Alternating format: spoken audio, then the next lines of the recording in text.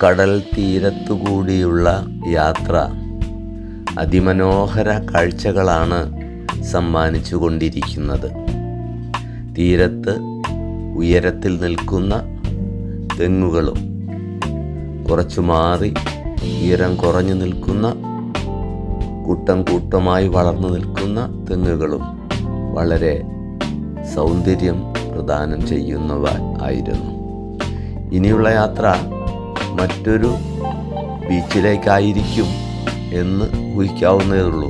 കാരണം ദ്വീപായതുകൊണ്ട് തന്നെ എവിടെ തിരിഞ്ഞൊന്നു നോക്കിയാലും അവിടെല്ലാം ബീച്ചുകൾ മാത്രം കാണാം എന്നതാണല്ലോ ഒരു കൊച്ചു ദ്വീപിൻ്റെ പ്രത്യേകത. അഗത്തി ദ്വീപ് ഒരു കൊച്ചു ദ്വീപ് മാത്രമാണ്. അതുകൊണ്ട് തന്നെ ബീച്ചുകളാൽ സമൃദ്ധമാണ്.